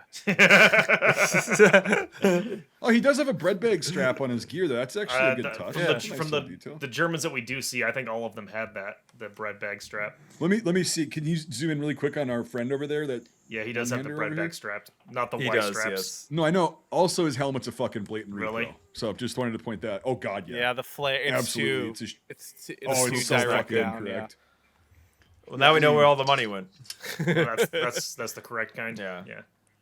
Yeah, and the events are in the wrong spot and everything, but whatever. Yeah, so there's more G98s, of course. It turns into Hell's Hold Highway. on, I'm gonna go. I'm Brothers gonna in go. Arms. I'm gonna go to the bathroom. You real go get quick. your Hold Lewis on. gun. Hold on. I'm gonna snap go to the one off. bathroom. I'm gonna snap one off. If you wish. Oh God. There we go. Gotta clean the Nate's, pipes. Nate's a machine gun guy. Oh, I want one so bad. I want a Lewis. Oh my God. One day. But yeah, those are super common by 17s. That's really good to see a bunch of them. Yeah, that's a real attention to detail. That if you'd seen them in 1914, it would be crap. But 1917, Even early yeah, 15, that's good. before they got up there. Yeah, it's really, yeah, I love it. Because Oh, the song, what was- that was like, what? Go ahead. No, sorry. It wasn't important. Go ahead. What was the clips on the helmets? Oh, like on right that here? guy's right there? Yeah. Some of them have I clips. don't know. I was going to ask about that. Are There's they on probably- both sides or? No, they're on one side, and there's probably 6 or 7 guys that have them. I have never seen that before. Yeah, they look riveted in this angle, but Yeah, I yeah, don't know. some of them have clips, and the colonel in the beginning or the general. That's where the it's chin like- strap, the chin strap rivet would be there. What the fuck? I've never seen. I don't that. know, but that was something I was going to ask. That you see it a few different Let me times. see if I can find. It's like a hero thing or anything. But like- no, it's very randomly interspaced throughout the movie. Well, it must. If Andy Roberts saw on it, he must have. That must be something to do with one of the regiments that's being depicted. He wouldn't. That has to be there for a No. reason. They've put that on there. I'm gonna go out on the limb and say it must be authentic, although I don't know what it is. That's Could be exactly where I was saying. Yep. Could be an 'cause early batch. Who knows? Like they I'm gonna made have, well, that is a 1916. So they made an um, M42 helmet version without fucking vent holes once. So yeah, the 45, the M45. That's what they call it. Mm-hmm. But yeah. So I mean, it could be a variation, but I was just wondering about that. I'm gonna have to do research on that later because that's fucking interesting. We could And we could send him a message too. That'd be cool. If it's Paul's buddy. yeah, if you, I can ask someone. if Yeah, you could, yeah, like, yeah. Yeah, that'd be cool. yeah, because I'm actually genuinely curious. I've never seen that Yeah. before, and I do trust this. I do trust him. So Yeah. These are cool. The water, the Oh, air yeah. cool. Yeah, the fluted. Yeah, 'cause that would only be on the planes because you'd have the water Yep. pool. Mills bombs. the number Mills 5. bomb. More Mills bombs. Flare gun. The flare gun. Oh yeah, this was cool. The number 1 Mark III, the way Louis Scott. He just throws it on the floor after he's done with it. I love that character. He's Yeah. so good. Hey, dude, that's a guy that's fucking been there too long. Yeah. That's a Yeah. guy that has been there and does not give a flying fuck. Fierce. They'd say, "Nah, I'm gone native." Yeah. Yeah, he just whatever. That was a cool touch too, that prop. Yeah. Yep. And then I Good old love Mark the one. feel of the spent This shells. I and love that this that was- stuff. Yeah, and like the Those are the big fuckers Right. too. Those are the and 155s. like the like the those are splayed out barrels and shit. You know, like that. That's awesome. well, that's because they, It's 'cause yeah, it- they it's destroyed their own they guns. just- Yeah, they. Oh, I know. That's what I'm saying. yeah, It's yeah. awesome. Spiked Yeah. them. Yeah, It's a good great detail. because Yeah. a lot of movies Yeah, just it's- show them like abandoned. Right. Yeah. Not like I really love that built. they did that. Yeah. yeah, and they're also French cannons too. Hmm. The 155s. Oh yeah. They're because they use whatever the fuck they could get, and yeah. It's like the guns that point As to like Hawk. Germans have used a lot of French guns in both wars. And that is it for IMFTB. We are done. Cool. That was nice, short, sweet, and to the point. Now, before we forget, barbed wire. So, at the beginning of their little trek, when they're going through more of it, you can tell that they made the prop stuff so it wouldn't be as sticky. Yeah, it's a little spaced out. That's yeah. what I think, because it's there's like 6 inches in between each barb, and when he cuts his hand, it's like if you would have cut his hand on the later shit, like the actual stuff that was there, his whole palm would have been basically torn. It would have the been fuck hamburger off. meat. Yeah. The whole thing, not just the one spot. Yeah. And it, oh god, I felt real shit. Like Don't- I felt Don't think about it. Well, yeah. If you Dude, look up, it's so if you look up some disgusting. images of actual wire, like it just makes you cringe just looking at it. Well, it's really was it, nasty. Was it actually? This might be almost a year. I think we talked about it in Death Watch because this is our last Halloween Yes, special. that's right. Or, sorry, yeah, because the Halloween special just launched today to date this one. And so it's interesting. We had talked about how it wasn't a stick as real, and then you showed us those crazy pictures, Mike, and it was like I was shocked at how much barbed wire there was It's just within insane. a There's square hardly foot. any space. Yeah, like it's There's hardly any space, and then they would just throw the shit out. Like they would at the beginning, they had these things called pigtails, where you could like there That was was a good touch. 3 holes. Yeah, they had them in here, and it was Yeah, awesome. yeah. And then you just literally screwed into the ground, run your 3 lines, but then they were like, okay, that one got destroyed, so they would just keep adding these fucking lines, and then you get this barbed wire soup Yeah. eventually, where it's physically impossible to get through it. You cannot get through it. You're gonna fucking. It's bleed literally out. like a Normandy hedge in that sense. Think of it like that, where it's so thick you can't get Well, through it. yeah, not only, Just but like the difference sometimes, is that it doesn't. Normandy hedges don't kill you unless you're the MG42 is on the other side of it. So you know. well, also like there were don't even. Sorry. But I'm not gonna say a word. Yeah, but massive rabbit hole. We always we give each other a lot of shit about like historic that facts. triggers each just other, To fucking yeah. poke. I know pretty Yeah. much. I know how to But- make Mike A cringe. oh so yeah, it's fine. you do. And you do it well. But SPR is a documentary. Yeah. but there's photos that you'll see too of like World War I wire where it almost just seems like there's acres of it. You know, it's just like not a line, but just Well, yeah, because it added goes. up. Yeah, and it's like fuck. But like Let me see if I can find even that in World War picture. II, and Paul, you'll know this because I'm sure you've had hands-on like experience with like even World War II, the European wire. It's that like every inch or so is a barb. You know, it's not. Yeah. It's the stuff at Point du Hoc today is film prop stuff from the 60s. From- the genuine, yeah. every bit of genuine barbed wire I've dug up on the beaches is barb. There's no breaks. Nope. I've never seen anything else other than that. It's also double Actual braided. real barbed wire. Yeah, the actual like wire that it's on is braided, to where it's 2 wires that are braided into one. So it's difficult to cut through. Your wire cutters really have to fucking Yeah. work. Like the GI ones are really That's massive. that's why you saw in the movie. It's like, and in real life, those giant they're huge. Yeah. I mean, because you have to have that torque power. You have to have that leverage from those tall Yeah. handles to actually cut through how thick it is. Because The of like apocryphal story in World War II is that the Germans captured Americans or Brits in North Africa with wire cutters and experimented what kind of wire their wire cutters can easily cut through and made their next grade wire slightly thicker. Which is why the British have to go to the one with extendable handle, because you get more leverage, you get more power, because the standard, just like a simple pair of scissors ones, just wouldn't work. You have to, as in the first of all, you have to get the reel. You get that double where you get your levers working, or levers as you would say. So yeah, so that I don't know if that story is true, but that's the World War II. Well, look at how thick this shit is. Fascinating, huh? I mean, that's really thick compared to that guy's finger.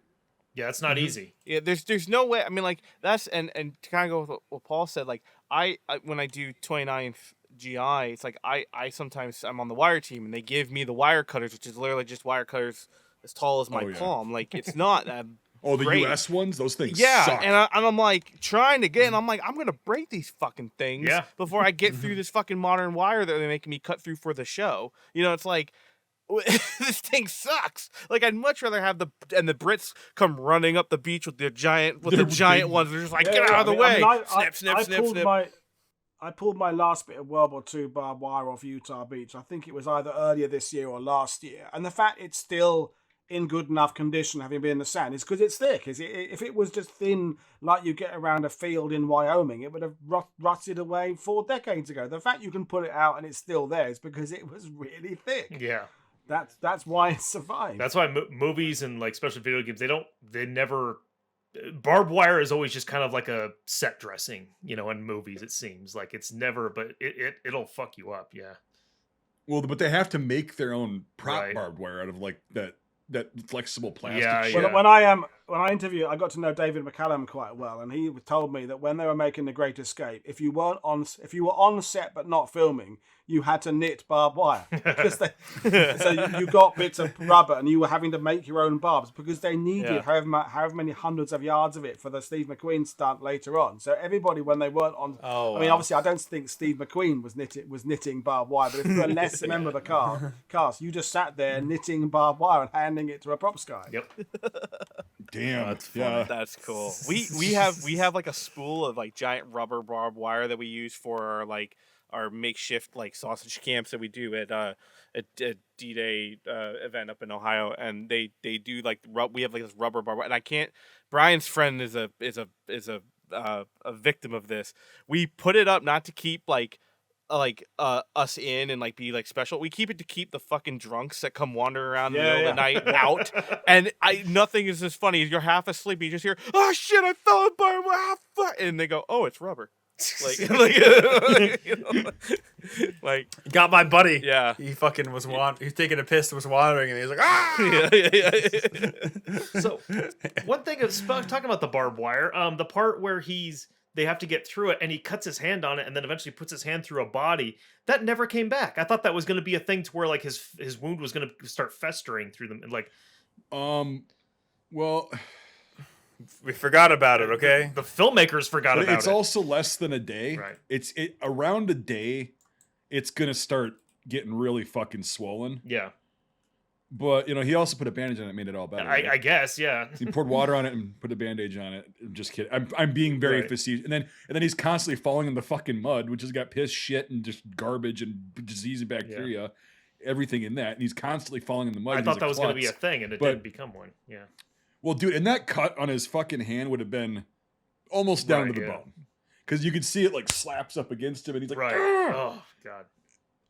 And then he pulled it because he couldn't like get it. He had an awkward angle, so he had to pull it. And oh fuck! So that would have been a nasty gash. That's why he was holding his rifle like this. It goes through a dead German that's been rotting there for when the rats popped out of that corpse, I was just like, Yeah. oh, You're done.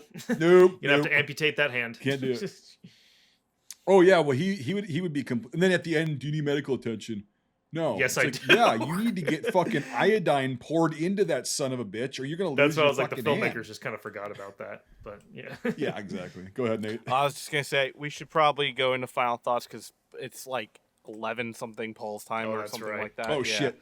It's We're half at 10. 10:30. A bit longer, but yeah, no, I'm flagging a bit. Yeah, let's just go into final thoughts. You were just on live for like how many hours and then you jumped An on hour with and a us half. like hour and a half. yeah, No, like I get it, dude. Like I can see we've all been there where we're just like It looked yeah. like a cool episode. I watched It bit was, of and it was one of those ones where I knew nothing about it. I mean, Baltic States, 1939 to 1957. It's complete new stuff to me. I just sit and listen, and Dan knows his stuff. But yeah, I love that stuff. it's Yeah. yeah, it's good. That's awesome. Very cool.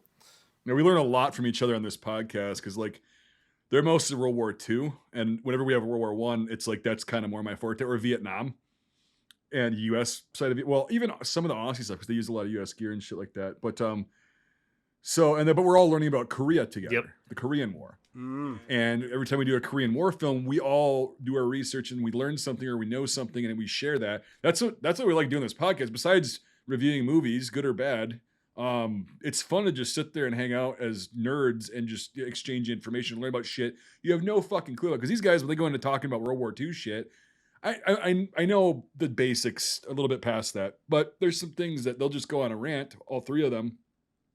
And it's just so awesome to sit there and just absorb. You have to do the British Korean film. It's Hill in Korea in Britain, but it was called Hell in Korea over in your side of the pond. Michael Caine's first films. He was advisor on it because he'd been in Korea.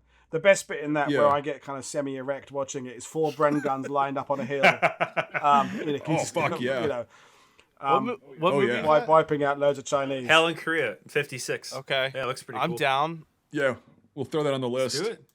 Robert Shaw from Jaws is in it. It's incredible cast. Incredible cast. If you want to come on to review that, you're more than welcome to. And it's Okay. Fuck yeah. We need a good Korean War film. I'm sick of getting really bad ones. And you can almost do a live watch through because the film is only 70 minutes long. It's a crazy short movie. Beautiful. So you can just like go a Saturday do it live. Yeah. Oh, commentary. That'd be cool. So, nice. Awesome. So let's move on to final thoughts, and we will start with our guest, Paul. So on a scale of 1 to 10, what do you rate this movie, and what do you really think about it? Your final thoughts on the film. As a piece of entertainment, 7. As a piece of history, 3. So come out and give it 5. I don't know. Yeah, 5. Oh, don't worry. Mike A gave Midway a 0.1. So like you can give it whatever you want. I hate that thing. But I think that's a fair down the middle kind of, based on. Yeah, I think that's a fair based assessment. on your thoughts. So decent. And who do you pass final thoughts on to? Like, it's our joke. Like, who do you want to go next? Oh, Michael. Me. Okay. I'll say it again. I said it when I first. The actors carried this for me. Like, I thought the actors were every single one of them. Even like you said, the little bit parts were top notch. They made it come to life for me, and I was legitimately moved when like that guy, died, and then when he had to tell his brother later on, I felt like that was very well done. The actors made it work. I really enjoy learning a lot about this stuff just from this podcast here, the stuff that I didn't know. So I can't really comment on that, but just after learning all this, it's like, okay, well then my view might be different from this now if I watch it again. But from a filmmaking standpoint, I think it was very well done. So I think I'm going to give it a 7 out of 10. And let's go to Mike. All right. Yeah. You guys, we pretty much, I think it seems like we mostly agree on most of the stuff in here, and pretty close assessment. So it'd be interesting. But yeah, I mean, overall, really good. There was some technical stuff, mostly tactically, I think. And then, like Paul said, like making the British command seem like a bunch of fucking retards. It's like, come on, leave the trope out of it. But no, the uniforms, and like Mike said, the actors really did it for me. I love the sets. I didn't like necessarily what happened in all the sets, but I love the sets. And yeah, so very well made, I think. I think it was very good and very entertaining. But yeah, historically, it fell very fucking short, sans the uniforms and gear and the set. So I'm going to give it a 6.8 out of 10. Decent. Brian. Yeah, I mean, what can I really add? It's a movie that really tells the sign of the times. It had a ton of money thrown behind it, had the right advisors thrown behind it. It looks great. It's shot really well. The uniforms are awesome. There's not one 50 cal in it. There's not one piece of shit that's made into a Lewis gun. Most of it's all practical. It's great, but the story sucks. It's this World War I action adventure thing they tried to make happen, and it deserves a lot of credit for what it is, and I see all the effort that went into it, but it just stinks that at the end of the day, there's not that extra part of the story. Like, if this film was shot in the 90s, I feel like it would come out more like The Lost Battalion. There wouldn't be this, like, epic, crazy, I think Paul said it earlier, like, quests in it. It just, the film seemed like a play, and at one point it seemed very linear to me. Like, he's going to make it through, and he's going to stop this and everything. It's like, well, except for the guys in the first wave, fuck you. But everyone else you're going to save, and I don't know. I really feel like if you watched it in theaters in 2019, this was the best fucking thing you've ever seen. But it's not 2019, and I'm not in a movie theater. So, I mean, that being said, I'm going to give this a 7 out of 10. It deserves credit for how well it's shot and all the effort that went into it, but it just goes to show you at the end of the day, you have to have everything locked down, because it's just, it's a film. It's not oh my God, it's not Paths of Glory. It's just a World War I movie. Nathan. Yeah, I mean, I'm kind of gonna be exactly what everyone has pretty much said. That's what happens when you go last. I think the only thing I could say really that's different is that, and stuff I opened with before, it's the cinematography, the continuity, and the editing have to be hailed as the things that make this film. The acting is great, don't get me wrong. I think even the director, and the direction that the film was given in terms of nailing down the shots and working with the cinematographers, the editors, and the visual effects artists, because there are more CG shots than you think in this film. And I think that is really, really something that needs to be applauded. And I think that, even though the story might suck, donkey dick, I still thoroughly enjoy this movie. I actually saw it in theaters in 2019, and I thoroughly enjoyed it. It was really, really well done. But as I've rewatched it at home and it's aged, as all movies do, there are little things that just don't really hold up anymore. But in terms of the cinematography, the continuity, and the editing, phenomenal. And I think it is really, and the set design and the props all have to really, really show that this movie has effort behind it, because there's a lot of movies that don't have that.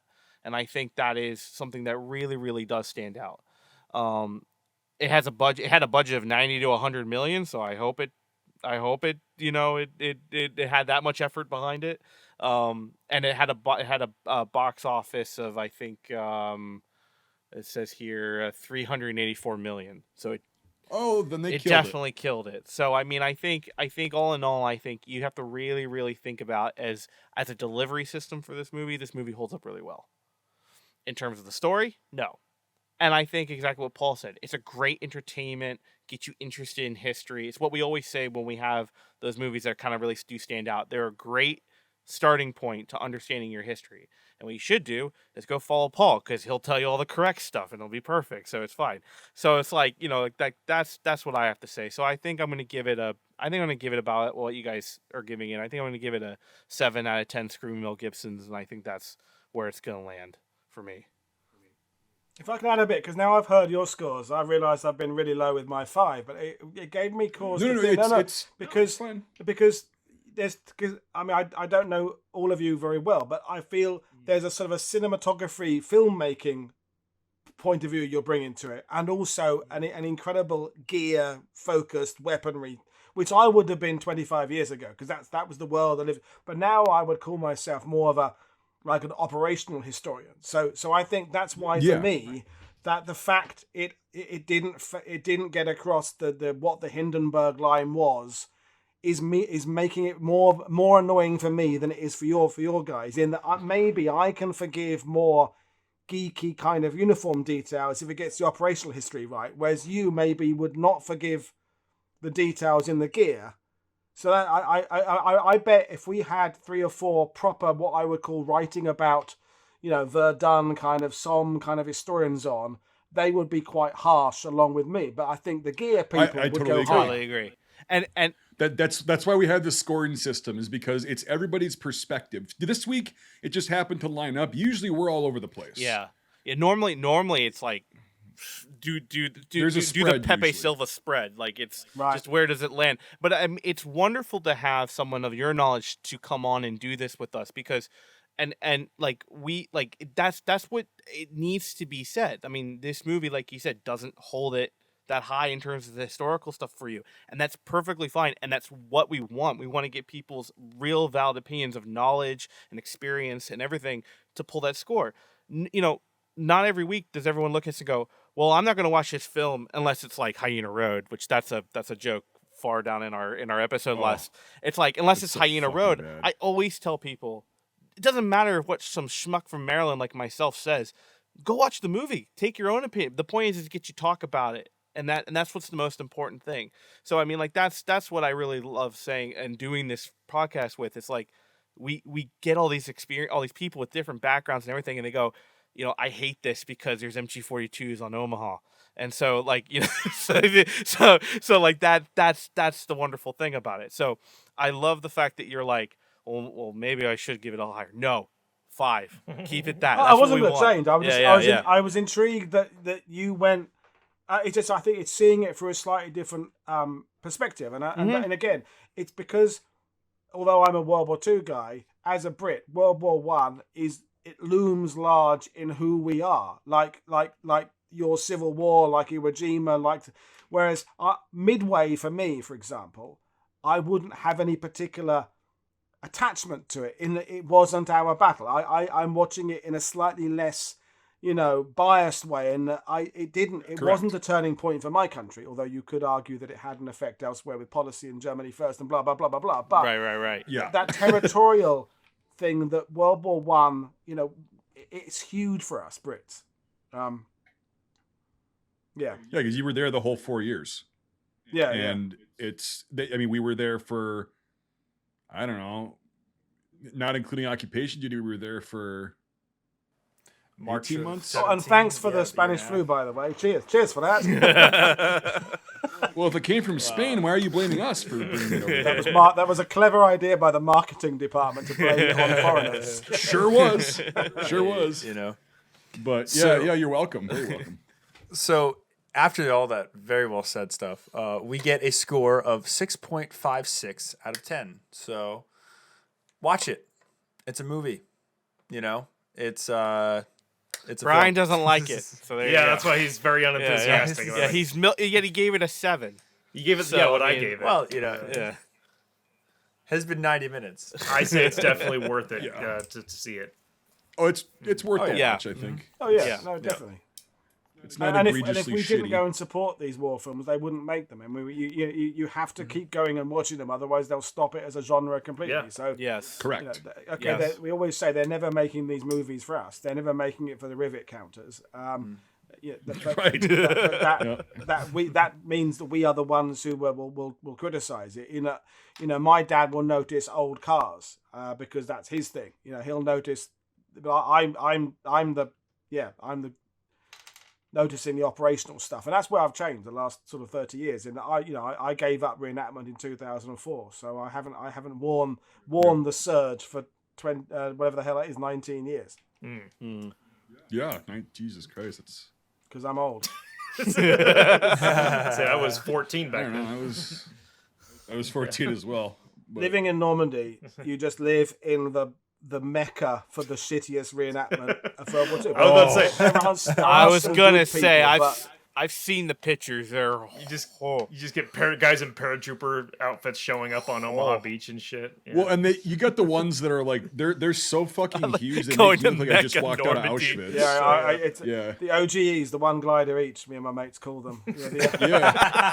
I mean, I'll tell you a random story that probably is the one that you'll edit out. So that we were talking about. It was in Normandy for one of the anniversaries. We were talking about where do you that impossible question is what's worse, someone who's older but he's got the right gear, whereas someone younger who's too overweight. Where does correctness come in? That and there's no answer to any of that stuff. Is someone?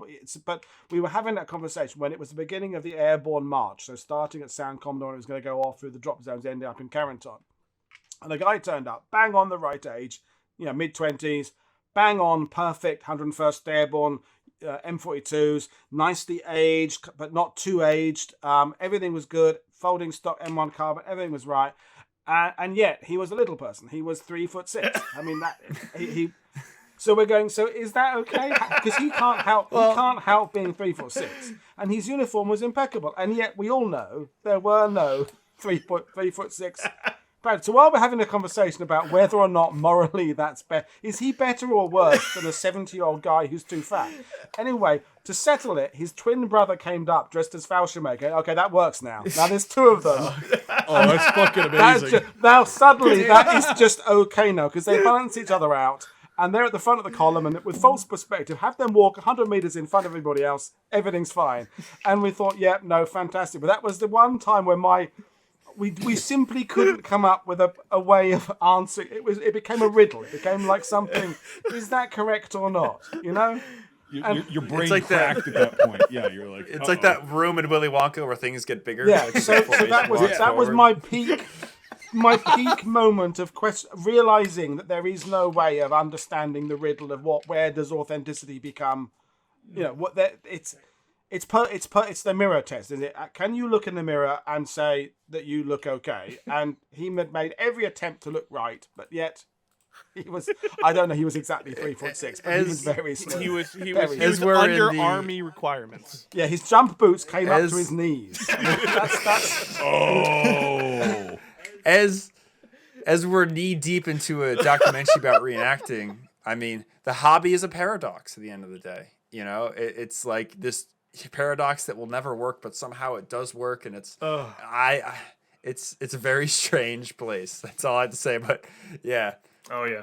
Michael has to work and Paul has to sleep. So Oh, yeah, we should yeah. really So do wrap you. this up. Yeah, good. But You have to sleep too. I would like to say, Paul, if you want to do a shameless plug, mention whatever you want to mention. Yeah, please. And Yeah, please come over to my channel, WW2TV on YouTube, where there's nearly 800 between hour and an hour and a half long live streams about every theatre of World War II, all with your best known, well-known, world-famous military historians, so John McManus and James Holland and Alexandra Ritchie, all coming on talking about everything. So come, you'll be very welcome. Yep. Good shit. Paul is awesome. Both me and Michael have been on there before, and just a really great show and a good time. And Paul's good people. If you ever get a chance to go to Normandy, Paul also does tours, if I remember correctly. I'm trying to move out of it to just do the YouTube, but yeah, I do. Yeah, So watch his YouTube videos about tours, but don't contact him for a tour. that sounds good. Yeah. Yep. But thank you so much for your time, dude. We hope to have you on thanks a lot, again. yeah. We'll do Brits in Korea. And Yeah, Helen Korea. Yeah. And any other ones, if you ever want to come back, just let us know. Yeah, no, I love talking war films. I do some stuff with the Fighting on Film guys because they're great. They're mates of mine on their podcast. So I'm nice. always happy to talk about war movies. That's what we do here. Sounds good. Yeah. Awesome. Well, thank you guys for your time, and we'll see you next week. Down to Genna or up to the throne. He travels the fastest who travels alone. Riddle me this, Batman. Thanks for joining us. If you enjoyed this episode, make sure to leave a rating. Otherwise, Mel Gibson won't stop screaming. If you like this content, make sure to check out our Facebook, YouTube, and Instagram pages. If you want to directly support our work, make sure to check out our Patreon. All these links are in the description below. Until the next time, Scuttlebutt out.